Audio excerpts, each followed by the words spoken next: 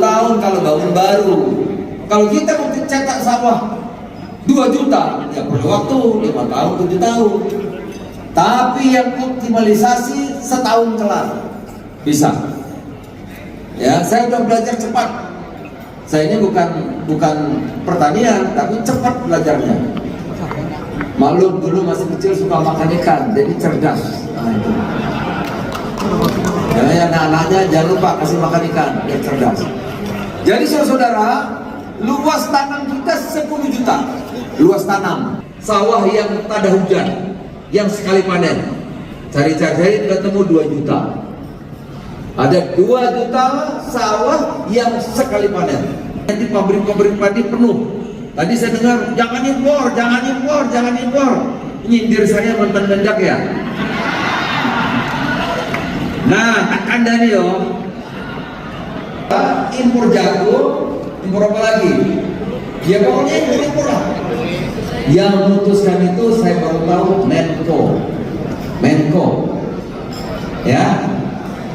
Kerjakan saja, teknis, saya. Ya. Menko-nya namanya Zulkifli Hasan, betul nggak? Oleh karenanya saya sudah larang tidak boleh impor beras. Nah,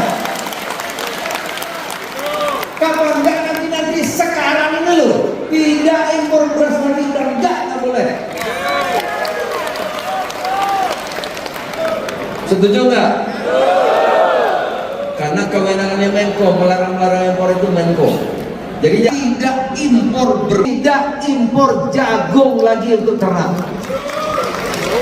Nah, jadi bisa juga nanti pengering jagung laku juga itu. Ya. Yang ketiga sudah kita putuskan, nanti di Jawa Tengah, di Madura itu senang. Sudah kita putuskan juga tahun ini kita tidak impor garam lagi. Udah, kemana tepuk tangannya? Yang keempat, kita tidak impor gula lagi tahun ini. Ya, jadi orang Malang mana gitu, Lumajang, Jawa Timur seneng. Cirebon ada sebagian yang Lampung yang punya tanah cocok untuk gula seneng sekarang. Jadi sudah 4 pangan yang tidak kita impor: beras, jagung, gula, garam. 4. Karena itu memang Menko bisa memutuskan itu. Nah, saudara-saudara sekalian, oleh karena itu kalau kita tidak impor, kan harus cukup, betul nggak? Ya kalau barang yang nggak ada nanti gimana makan? Itulah kita harus kerjasama semuanya, ya. Irigasi itu yang ngerjakan PU, ya. Ada bupati, ada gubernur. Jadi kalau 1000 hektar itu bupati, kalau 2000-3000 hektar itu gubernur. Seperti jalan, ada jalan kabupaten, ada jalan provinsi, ada jalan negara. Ini kita pangkas dulu. Bupati yang tidak bangun irigasi, gubernur yang tidak bangun irigasi, maka irigasi akan dibangun oleh pemerintah pusat. Tahun ini kita akan selesaikan irigasi yang belum dibangun, kita bangun. Irigasi yang rusak, yang jelek, kita perbaiki. Jadi saudara, kalau kemarin gabah kita 52 juta lebih, tahun 2024 52 juta lebih, mana ada kan gabahnya mana? Kok ini yang dipaparkan? Gabah ada. Itu ya, tahun lalu 52 juta, jadi berapa coba? Kalau 33 pupuk ini mengulang. Kadang-kadang pupuk sampai kalau sudah panen. Padahal betul nggak? Betul nggak? Padahal pupuk diperlukan waktu mau nanam. Tahun 2022 pupuk yang disediakan pemerintah lebih kurang 7 juta ton. Tahun ini sudah diputuskan, dipimpin Bapak Presiden langsung, pupuk disediakan 9,55 juta ton. Aturan-aturan yang mengular, ya, banyak betul. Mana paparannya aturan pupuk? Ya ini aturan pupuk ini mengular ini. Ada Kementan, ada Kemendak, ada KLHK. Waduh, banyak betul SK. Ada SK Bupati, ada SK Gubernur. Ini udah dipangkas habis. Udah habis, nggak ada lagi. Sekarang pupuk cukup SK Mentan langsung dikasih ke pupuk Indonesia. Pupuk Indonesia yang bertanggung jawab sampai ke kios-kios, sampai ke pengecer-pengecer. Saudara. Sekarang ini pupuk sudah tersedia. Kantor saya lagi bikin dashboard. Ada dashboard untuk memonitor, ya, memonitor seluruh kegiatan yang terkait dengan suasana pangan. Ada krisis centernya. Kalau di kampung Bapak, di tempat saudara pupuk tidak ada, tinggal laporkan, telepon, ya. Kami dikasih waktu 1 kali 24 jam. Kalau nggak beres, telepon lagi. Kalau 3 kali telepon nggak beres, kita ganti petugas yang ada di kabupaten itu.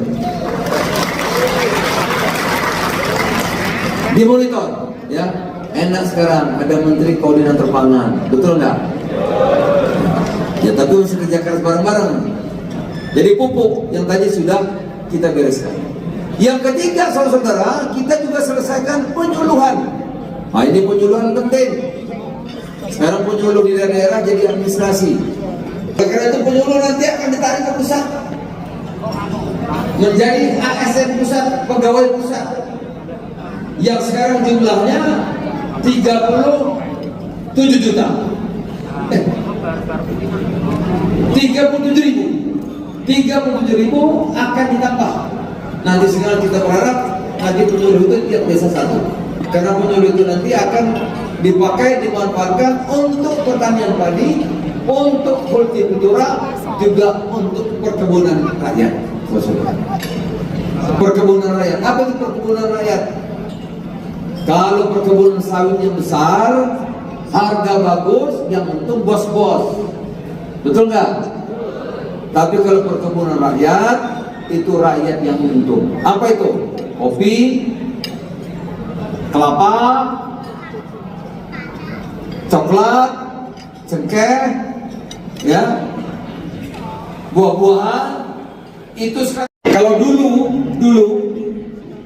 tenaga kerja itu 65% dari sektor pertanian. Dulu jangan Pak Harto.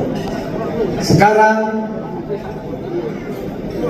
sektor pertanian kontribusinya terhadap tenaga kerja cuma 25%. Artinya petani kita sudah aging, tua-tua Pak petani.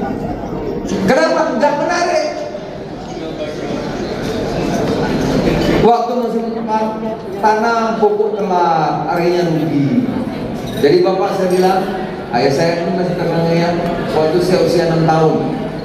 Ayah saya itu bilang, sini nak, jadi kalau dari masjid pulang, sholat, kasih tahu, lihat saudaramu, kalau petani.